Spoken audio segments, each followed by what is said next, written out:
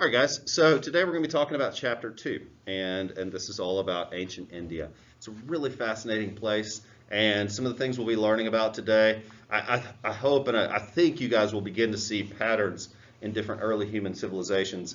As we begin to explore the history of world civilization, we'll kind of hop around the world. And so the first chapter really focused on early river civilizations like Mesopotamia, some of the earliest religions, like I think we've discussed, first monotheistic religion that we know quite a bit about, which is Judaism. We also talked about Zoroastrianism and its influence and different peoples, primarily in the Fertile Crescent. And then today we're going to hop over to the Indus River Valley and look primarily at people there around the same timeline. So throughout the first few chapters, we'll be just kind of hopping around to different places in the world, looking at the earliest peoples there. So today, ancient India. So I think India is a fascinating place. For one, it's the birthplace of two of the world's major religions. And it has one of the largest concentrations of Muslims in the world. So in fact, it's really a home to three of the world's major religions between Hinduism, Buddhism, and of course there are a significant number of Muslims living there as well. So what we're looking at here is a painting from the Hindu faith. And this is really the world's oldest religion that we at least have written records of. So when we talk about some of the earliest peoples, nomadic hunter-gatherers, the default, when we start thinking about their understanding of the world and the cosmos, the kind of the default state that we'll look at generally is a philosophy called animism. And that's just where early people tend to personify things they don't understand. And so if you ever look at some of the polytheistic religions like Greek mythology or Roman mythology, even Hinduism gets into it a little bit. There are gods for the sun, for the moon, for the seas, for death. And so much of that is because these are things that early people had little explanation for. And so we have this natural tendency to deify things that we don't know a lot about. Hinduism is fascinating in this as well, in that as we learn about it, you'll see that they are both monotheistic and polytheistic. Eastern philosophy is a bit tricky to understand for Western folks, because if they ask you, well, is there one God? You would say, sure, there's Brahman. And then you would ask, well, are there many gods? And they would say, sure, there are many gods. And then you're like, well, wait a second. And then they would tell you that all of these deities are aspects of Brahman, that really all creation is an aspect of Brahman. However, there are many gods within the Hindu faith, and there are stories about them as told in the Vedas and the Upanishads, and so we have all of these colorful images and stories to really draw from. Okay, so let's hop into the earliest peoples, and occasionally I'll have little videos, just I don't know, makes it easier to follow along, or sometimes it's easier to watch that than the bald guy over here. But India is really a diverse place. This is evident in their language, in their culture, in the diversity of religions, and this is partially caused by just the different geographic environments. Really, India is a very large place. It's home to the world's second largest population. So it is the second most populous country in the world today, and perhaps in our lifetimes may even become the most populous country in the world today. It's really more of a subcontinent than a nation. And for example, in the northernmost part of the country, you have the Himalayan mountains and the Karakoram mountain ranges, two of the tallest mountain ranges in the world. Now, directly south of that, you have the Ganges River Valley, home to the famous Ganges River, which is considered the most holy river in the Hindu faith. And it's just one of these core regions of Hindu culture. So, for example, in the Jewish faith, there is the River Jordan, that is central to their faith and their culture. In the Hindu faith, there's the river Ganges. And so to the west of this is the Indus River Valley, hence the name India. And this area is really where we see some of the first civilizations. Now, the Indus River Valley itself is actually a fairly dry plateau. But in ancient times, it was very different. And it was really one of the cradles of these earliest civilizations. And so the climate there changed drastically in the Indus River Valley. And as we talk about the early Harappans and why they mysteriously disappeared, climate change is one of the possible explanations for this. So the early Indus River valleys, this kind of fascinating enigma, as your book says. Now, during the 4th millennia BCE, so going way back, the Indus River Valley civilization arose in the lower portion of the river as it begins to fan out into the sea. Now, this civilization may have covered more than 600,000 square miles. More than 70 different population centers have been excavated and studied in this river valley alone. So two of the more famous are the ancient cities of Harappa and Mohingo, Daro. So in many ways, the Indus River Valley closely resembles the cultures of Mesopotamia and Egypt. You know, these were contemporaries. They were developing around the same time. And so they probably began, much like the city-states of Mesopotamia, tiny farming villages that thrived and grew. And then by about the middle of the 3rd millennium BCE, they could support a complex civilization with a sophisticated class system, including a ruling elite. Now, these cities are divided into large, walled neighborhoods. And that's because most of these are city-states, meaning that they are both villages and then independent political entities that either do business cautiously with their neighbors or don't trust them or are at war with them from time to time.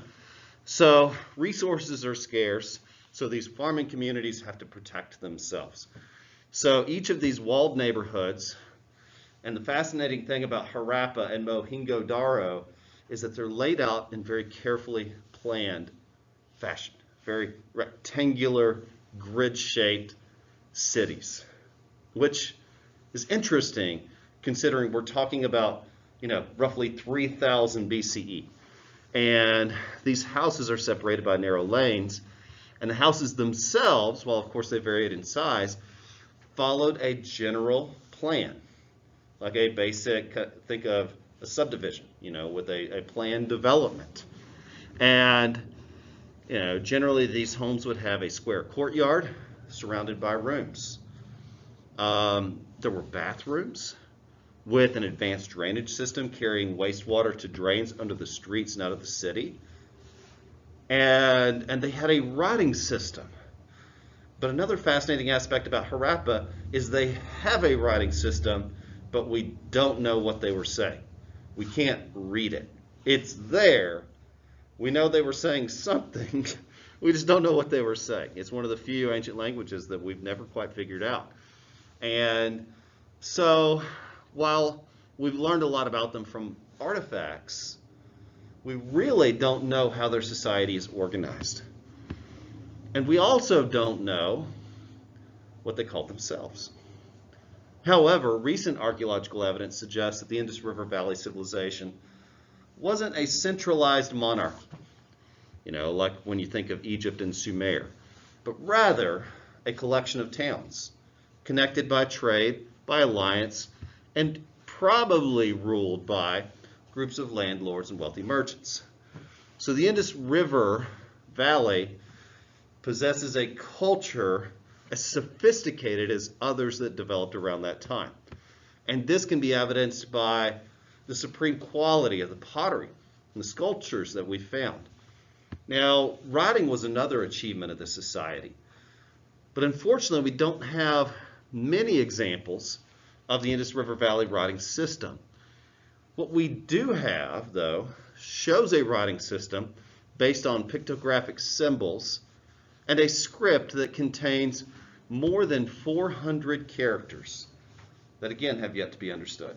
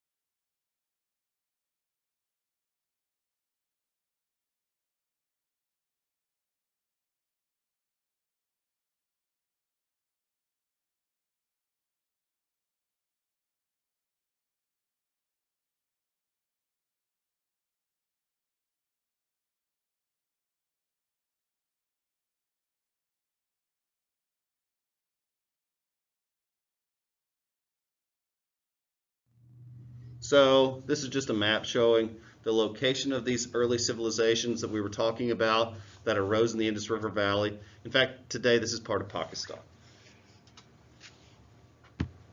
And so I had to include a photograph of the excavation of Mohingo Daro. And then here we have the famous City of the Dead. And this is, no, I had that backwards, excuse me. So the first one was one of the two major cities. I believe that was Harappa, and then I believe this is the City of the Dead. So anyway, yeah, so first picture, Harappa, this one, City of the Dead, and this one is a mother goddess. Now, when we begin to talk about the Hindu faith, it gets very complicated because, while there is, we can talk about some of these more commonly understood gods and goddesses like Brahma, Vishnu, Shiva, but families would have their own individual gods and idols or goddesses. And so here is a carving of a mother goddess dating back to 2600 BCE. Now, a Harappan craftsman created a variety of terracotta or clay objects. Some of these would be toy animals, whistles, tops, even dice for children. Now, I think that's one interesting part of Harappan culture is that one of their biggest trade commodities was toys. And you can find these toys that were made in this place all around the Indian subcontinent. So most remarkable, perhaps, are these numerous female figurines, such as the one shown here. And, perhaps it's a symbol of fertility, considering the wide hips, the jewelry, but sharing physical attributes with fertility deities of other civilizations. These mother goddesses represented an idealized form of feminine beauty. And so you'll see this as kind of a recurring theme in Indian art throughout the ages. And so here we have another Harappan artifact, and these are seals. And so the Harappan people, like their contemporaries in Mesopotamia, had a writing system that they used to record their spoken language. Again, unfortunately, we don't know what it is, but most of these examples of Harappan writing can be found on clay seals like this, depicting human figures, animals, and these have been found in houses and perhaps were used to identify the owners of goods for sale.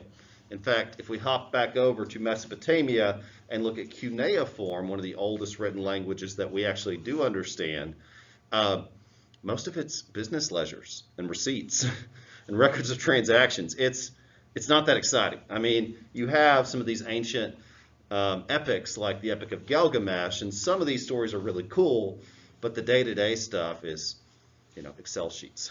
So I think it's fascinating that they had ways of recording transactions and keeping up with things. But unfortunately with Harappa, we just don't know. So where did they go? When you look at this part of the world, the Indus River Valley, again, it's an arid, meaning it's a dry place. It's a plateau. It's not really an ideal place today to support a large population, but it once was. And so what caused this decline? We don't have a specific cause, but we know that people began to leave the area around 1500 BCE. So there's evidence of possible social decay. Maybe it was caused by earthquakes. It's possible there was an epidemic that wiped out the population. Or perhaps something even caused the Indus River to shift. What is now an arid place could have once been a lush tropical place. We don't know.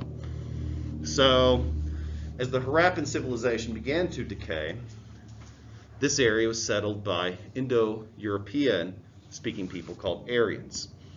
So the Indo-European people group is one of the largest ancient people groups, and there are these, they kind of trace back their lineage to an area around southern Russia called the Caucasus Mountains. But many different ethnic groups can trace themselves back to the Indo-Europeans. So we're not entirely sure where they came from.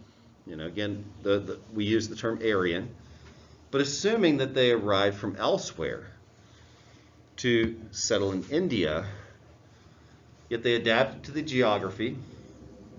They abandoned pastoral life, that nomadic people would often raise domesticated animals and then move from place to place. Like, for example, we talked last week about the story of Abraham, which is one of the patriarchs of the Jewish and Muslim and Christian faith. And what was he? He was a pastoralist. He raised sheep, and he moved from place to place with his family. And eventually they settled in the land of Canaan. So that is pastoral life, meaning they would migrate from place to place, looking for a place for their animals to have food and sustenance. And so, not unlike the Sioux Nation, who used to do this with the buffalo, these folks were doing this with domesticated animals. So, the introduction of iron likely came from the Middle East and may have contributed to this development, especially with regard to the invention of the iron plow, as well as the development of irrigation. These enabled the Aryans to clear jungle growth and transform the Ganges Valley into one of the richest agricultural regions in South Asia. Now, the Aryan people also developed their own writing system based on the Aramaic script of the Middle East. And so they were able to transcribe legends that had previously been passed down from generation to generation. most of what we know about the Aryans was learned from those oral traditions after they had been transcribed into the Rig Veda, one of several Vedas, or collections of sacred instructions and rituals. So we know little about where they came from. Traditionally, we believe they were part of this larger Indo-European family and once inhabited the area around the Black and Caspian Seas. So again, not kind of around the Caucasus Mountains. So, as I said earlier, the Aryans were primarily pastoral.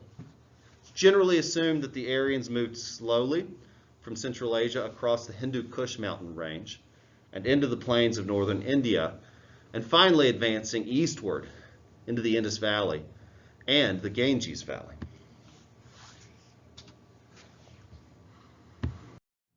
So just looking at writing systems in the ancient world and how they spread, so that's what this map shows. So for example, if we'll get to this at a later chapter, but when we're talking about ancient Central and South American peoples, we'll talk about the oldest, kind of the mother people group of South and Central America is a group called the Olmecs. And they're called the Olmecs because that's the language they spoke. And they're considered a mother culture because so many of the native languages around South and Central America have roots in the Olmec language. And so language has a way of spreading, of course, as people move. And so that's what this map is meant to show. Now, zooming in a bit, we're going to talk about the influence of Alexander the Great in just a moment. So we'll get to him in much more detail in Chapter 4. But I think it's fascinating that when Alexander the Great, a Macedonian general, united the Greek people and invaded and conquered the Persian Empire, and then invaded as far as the Indus River Valley, and then spread Greek culture everywhere, bringing the Greek language to this area as well. So understanding the travels of Alexander the Great are relevant. So here's another example of a mother goddess or a fertility spirit. And so this earth spirit, carved on a gatepost of a Buddhist stupa over 2,200 years ago, illustrates how earlier Indian representations of fertility goddesses were also incorporated into Buddhist art. So women were revered as powerful symbols of fertility and considered dangerous even immediately after giving birth. So these images are idealized, are stereotyped, and this earth spirit was believed to be able to cause even a tree to blossom, and just merely by touching the branch. So when I first saw Alexander the Great in Chapter 2, I started thinking, well, where's this relevant? But it's absolutely important in understanding Indian culture, because when, fast forwarding a bit, into 326 BCE, when Alexander the Great arrived in northwestern India, he left behind a system of government and influenced this part of the world. So these Aryan tribes were led by chieftains called Rajas, which means prince, and they were assisted by councils of elders from the community. The elders and the Raja were members of a warrior class, called the Kashira, and this was a caste, a warrior caste. And the chief derived his power from his ability to protect his people. The chiefs eventually evolved into kings called Maharajas, and these monarchs were required to follow the Dharma, which is a set of behavioral standards and laws. Many other groups attempted to invade India, but many of them never quite made it. Now, the one that got closest was Alexander the Great's army, although they left almost as soon as they had arrived. But they left behind a veneer of cultural influence that would affect this area for a very long time. Now, Alexander the Great's conquests were brief. But after this, the region was dominated by the first dynasty. The founder of this new state took the royal title Chandragupta Maurya. And this dynasty became a highly centralized government with a large army, a secret police even, and to guard against corruption, a board of censors was empowered to investigate cases of incompetence within the bureaucracy. Not much is known about this first empire, though. And most of what is known is through what is left of the writings of a Greek ambassador to the Mauryan court named Megasthenes.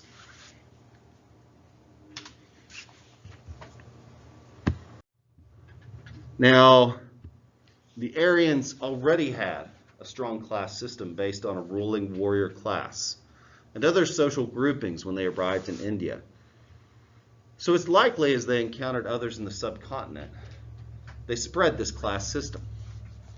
The class system was based on the concept of a hierarchical division of society that placed each individual within a ritual framework that defined the person's occupations and status within the broader community. There were 5 major varna, or classes, and at the top were the Brahmins, who were the priests, followed by the Kshatriya, the warrior caste, and then the Vaishyas, or commoners, and the Sudras, which were the bulk of the population consisting of peasants and skilled workers. And then finally, outside of the caste system entirely, our group called the pariahs, who were the untouchables. Now, the Brahmins were originally descended from seers, or prophets, who had advised the ruler on religious matters in the Aryan tribal society. But as the civilization developed, their religious role declined in importance. So they were eventually transformed into an official class. Now, the Kshatriya are often listed below the Brahmins in social status. But it's likely that many Kshatriyas were descended from the ruling warrior class in Aryan society even before the conquest of India, meaning that they likely ranked above the Brahmins socially. Now, as the character of Aryan society developed, so too did the forms of employment of the Kshatriya. The Vaishyas are usually viewed as the merchant class, and they are the only ones allowed to hunt or keep cattle, or even sell or rent other beasts of burden. This class with the Brahmins and the Kshatriya share the privilege of being known as twice born, a term used to reference men who undergo a ceremony at puberty to introduce them into Indian society. The Sudras represent the great bulk of the population and are not considered fully Aryan. It's likely that this term referred to the indigenous population. Sudras had limited rights in society. The pariahs were likely slaves, consisting of prisoners of war, criminals, ethnic minorities, and other groups considered outside Indian society. It's estimated they may have accounted for roughly 5% of the population. The pariahs were not considered fully human. They were required to live in special ghettos, couldn't touch the food of a higher class, and were often considered pollutants to members of other varna. The class divisions were considered absolute. People were born, lived, and died within the same class system. However, there was in practice some upward or downward mobility, as well as some flexibility in economic function. Now, the people of India also belonged to family groups called Jatis, which created a system of extended families. The Jatis were the main basic social organization into which traditional Indian society was divided. They were usually classified by their occupation. So while the caste system of ancient India sounds rigid, it and the Jatis provided a sense of stability in a society that was often in a state of political chaos. So just here's another representation of the caste system. You see at the top the Brahmins, though arguably the Kshatriyas. In terms of who was at the top truly, those two were fluid. And then below that you have, yes ma'am? Yeah, absolutely. I was thinking the same thing. Yeah, and so then below that you have the Vaishyas, and then most people were either Vaishyas or Sudras, and then outside of the caste system you have the pariahs, who people often made slaves of. So, daily life in ancient India. The ideal social unit was an extended family of 3 generations living under the same roof. Males inherited property. Divorce was rare. Females were considered subordinate to males and were not allowed to become priests or even study the Vedas. At the root of this system was the fact that men did more of the work in the fields. Females worked mainly in the home, and unfortunately were considered an economic burden in ancient Indian society. There are, though, many signs that women played influential roles, and the law of Manu emphasized that they should be treated with respect.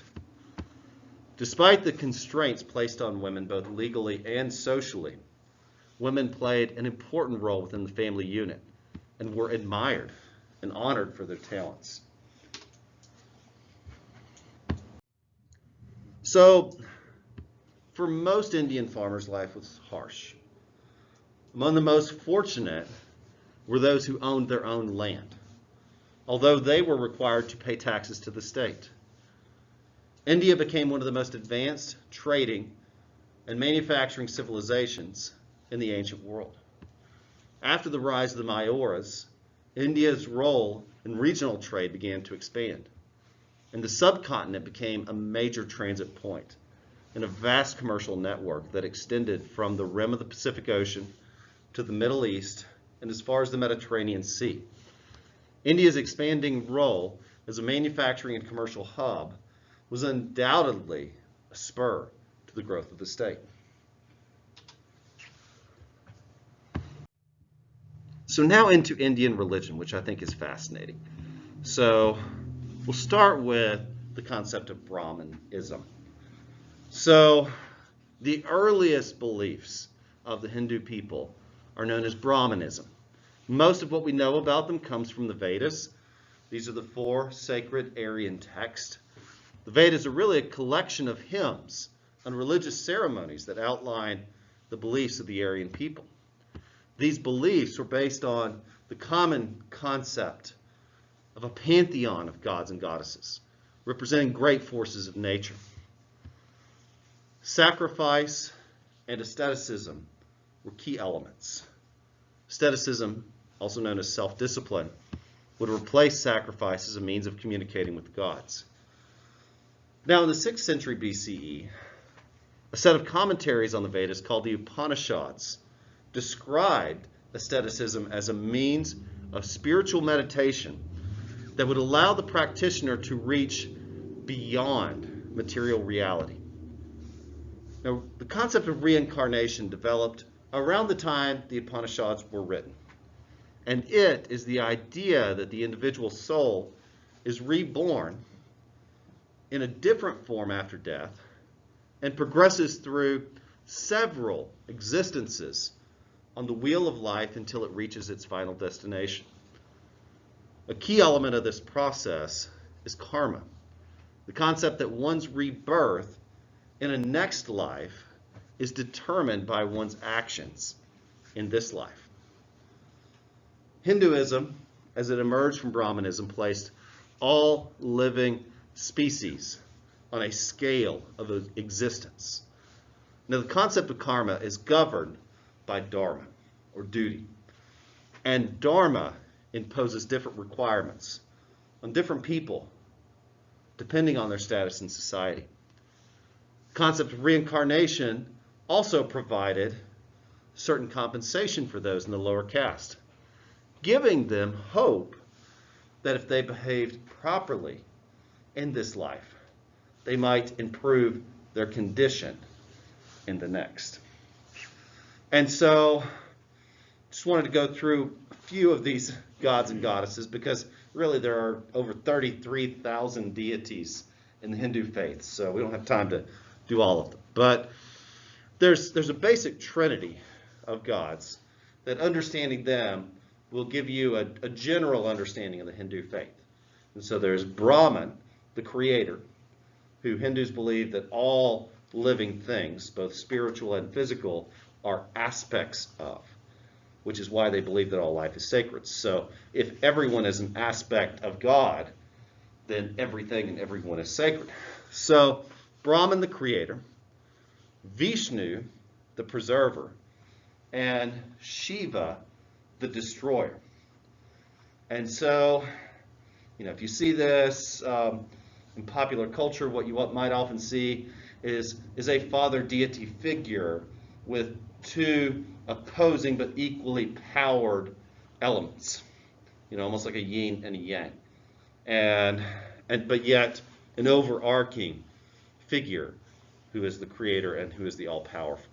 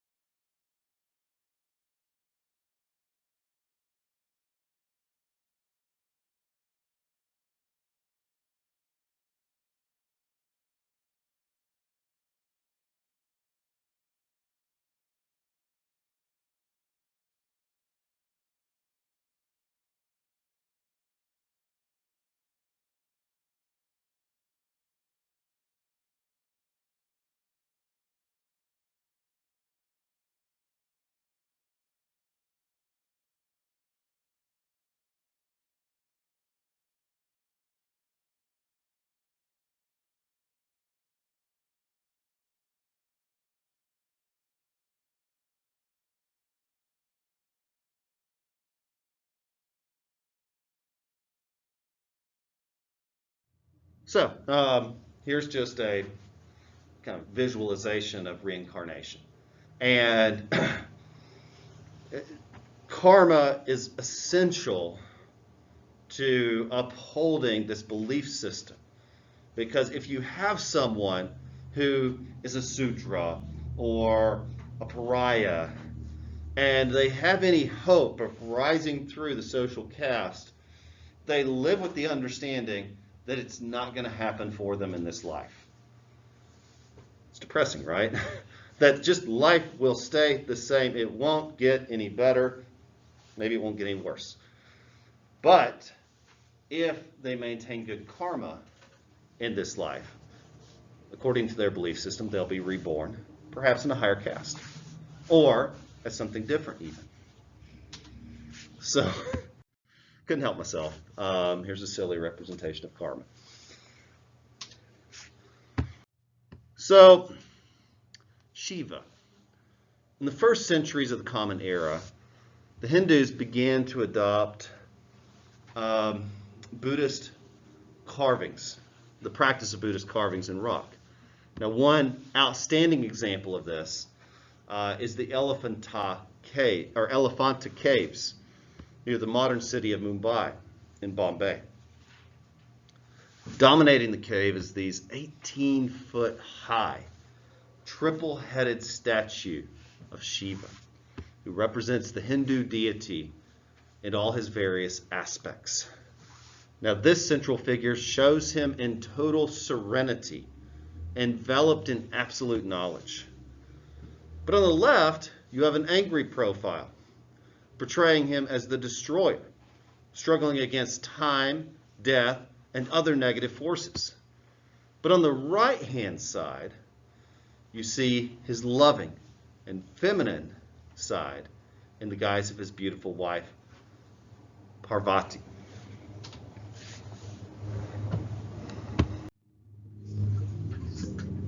So now we're going to get into Buddhism a little bit. Buddhism was founded by a man named Siddhartha Gautama, who became known as the Buddha. He was raised in wealth and affluence, but at the age of 29, he had a crisis of conscience and chose to give up his wealth and his family to lead a life of wandering and poverty, seeking answers to the questions of life. He praised nonviolence and borrowed the idea of living a life of simplicity and chastity from the ascetics. His vision of metaphysical reality is commonly known as nirvana, or what the Western world might call salvation. His message was simple and contained the Four Noble Truths: that life is suffering, that suffering is caused by desire, that the way to end suffering is to end desire, and the way to end desire is to avoid the extremes of life. And the goal was to follow what they called the middle path, also known as the Eightfold Way: right knowledge, right purpose, right speech, right conduct, right occupation, right effort, right awareness, and right meditation. The key word being right. Now, how you interpret that is up to you. Buddhism is often considered more of a philosophy or a way of life versus a religion. So again, how you interpret the concept of reincarnation is incorporated into this belief system. But Buddhism teaches that there is an escape from the circle of reincarnation. And the escape is called nirvana. And that one reaches nirvana, and often may take lifetimes to do so, but one reaches nirvana by following the Four Noble Truths and the middle path. So, a few common characteristics of Buddhism. They practice egalitarianism, meaning they maintain the belief that all people are equal. Many Buddhists lead a monastic life, meaning a life of poverty, of devotion to their faith. But yet again, the reason why some consider it a philosophy and not a religion necessarily is because there's not a God necessarily in Buddhism. Now, there are many different types of Buddhism. There's Mahayana, there's Theravada, there's various types. So some do have a God, most do not. Most see this as a philosophy, as a way to escape the cycle of reincarnation.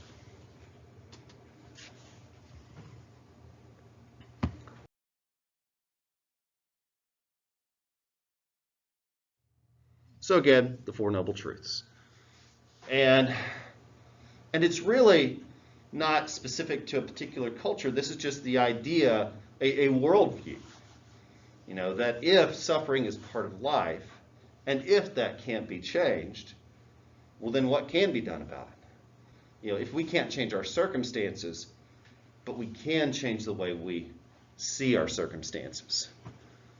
And that if we can really gain control of that, then we can begin to experience contentment. And so here's just a visualization of the Eightfold Path, and I won't repeat them, but you can see that they fall into various categories.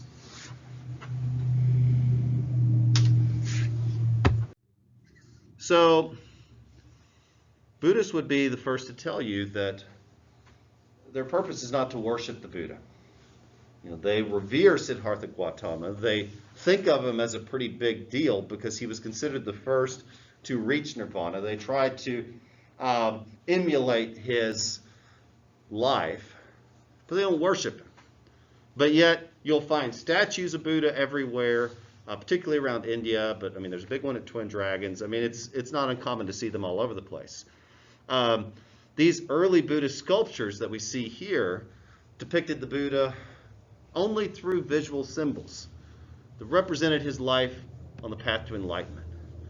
And so this is a relief, meaning a series of carvings into stone, from the Stupa at Barut, carved in the 2nd century BCE.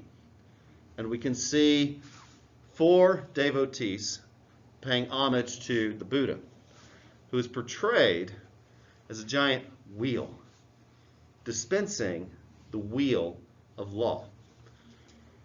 Now, the riderless horse on the left represents Siddhartha Gautama's departure from his father's home as he set out on his search for the meaning of life. So, again, you'll see Buddha depicted in many different ways. I don't know. I'm a fan of Wheel of Time, so this always just kind of kicks it for me. But the concept is that this cycle is infinite, and that this wheel is ever turning, and that while we don't retain consciousness from previous lives, but that continued existence may be a burden for some, and that nirvana is a release, an escape. So different elements of Buddhism. Jainism was an offshoot of Buddhism that called for the doctrine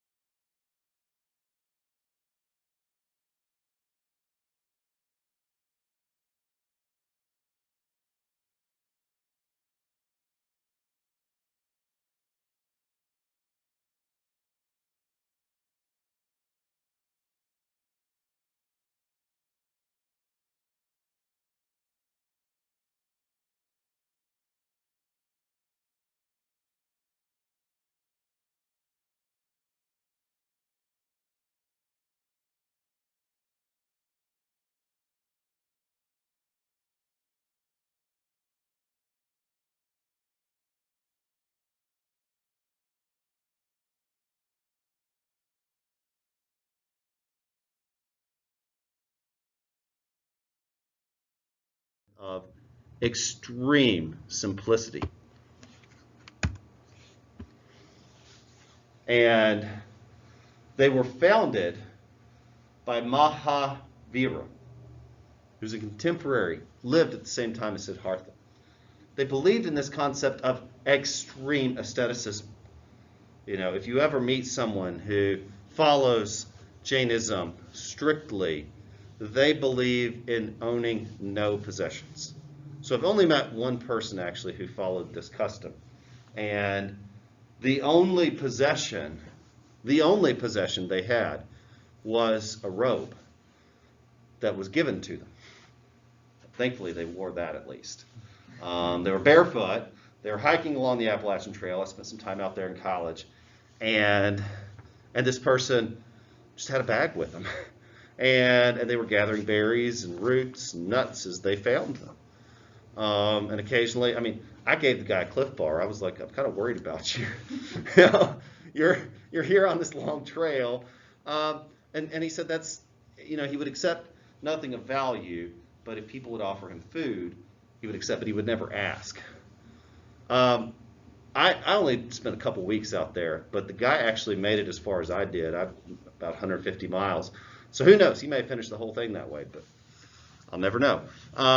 But it's a very extreme form of this philosophy. So this statue actually shows the Buddha and Jesus. So as Buddhism evolved, transforming Siddhartha Gautama, also known as the Buddha, from a mortal to a god, Buddhist art changed as well.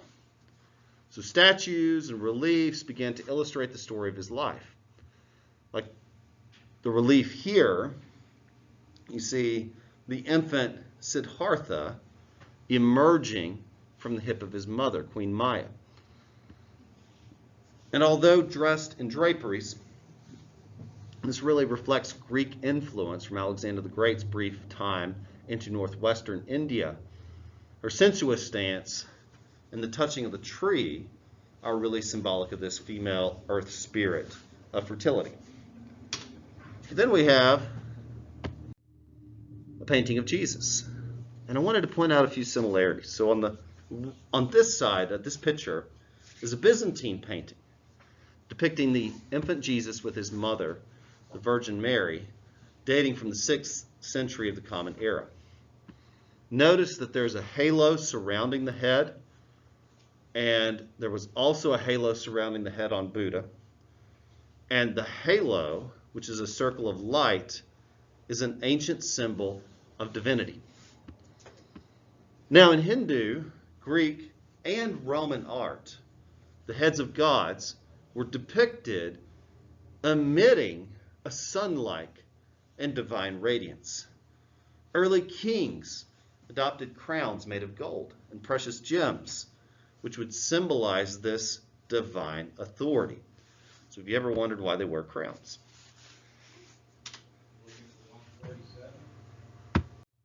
So one of the most famous Buddhist monarchs of ancient India was a man named Asoka. And he provided an important boost to the religion when he sent Buddhist missionaries throughout India. And he ordered the creation of stone pillars with official edicts and Buddhist inscriptions to instruct people in the proper way. And both Brahmanism and Buddhism began to evolve into new directions. Asoka began as a conqueror, bringing armies into many parts of India, conquering and pillaging. But when he converted to Buddhism, he ended his campaigns and he devoted his life to peace and made Buddhism the official religion of India. And not only did he erect these stone pillars, he had banyan trees, which have a spiritual significance, planted and these structures so that people could practice their Buddhist faith. So here's an example of a stupa. It's really just a tower or a holy place that people could go and pray. And Here's another example of a stupa at the Sankey Gate.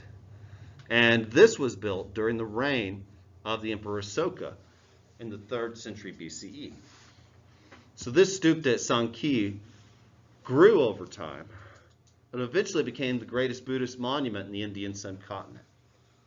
Originally, its purpose was to house a relic of the Buddha. The stupa became a holy place for devotion and a familiar form of Buddhist architecture.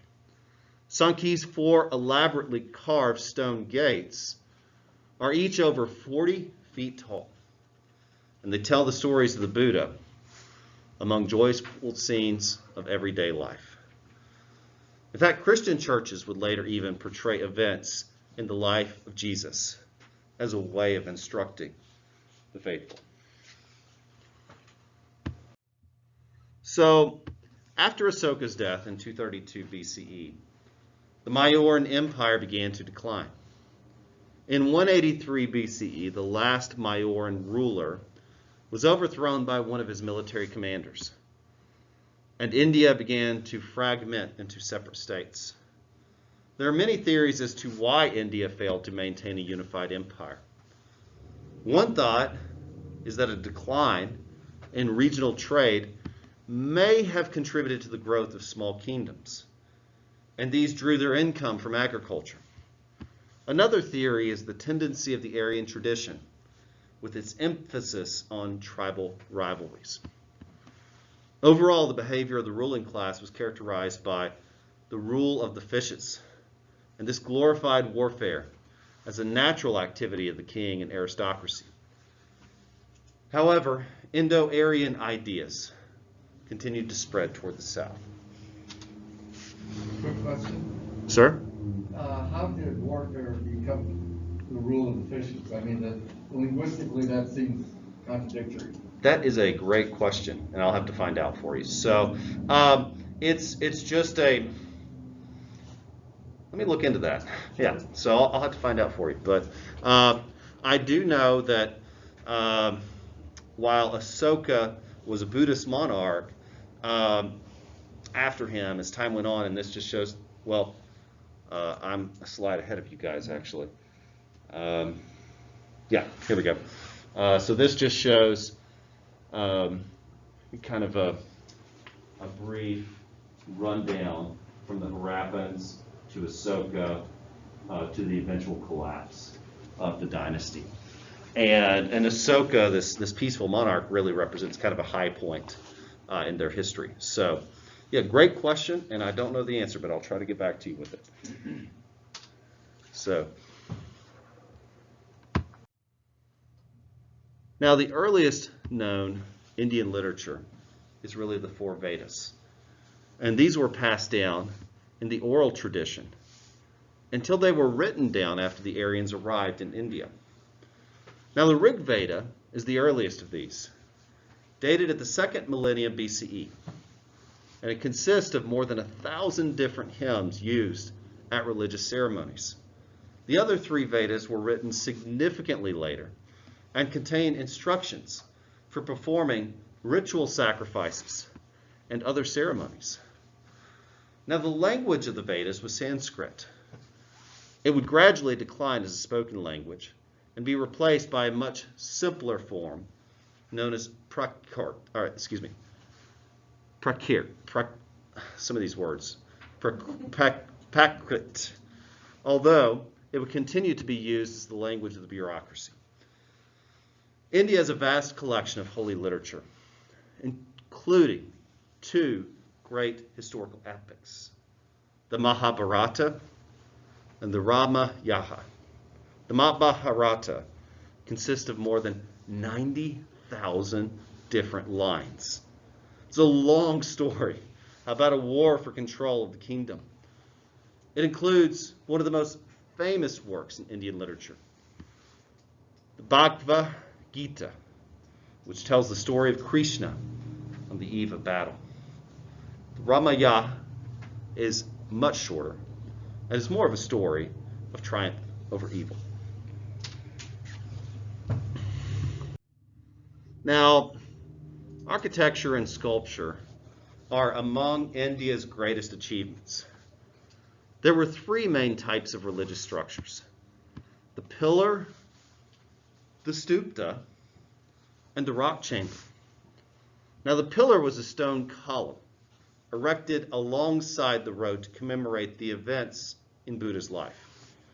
The stupa was meant to be a shrine designed to hold a relic of the Buddha, such as a lock of his hair. Now, the rock chamber was carved out on a cliff on the side of a mountain, and it housed monks or wandering ascetics.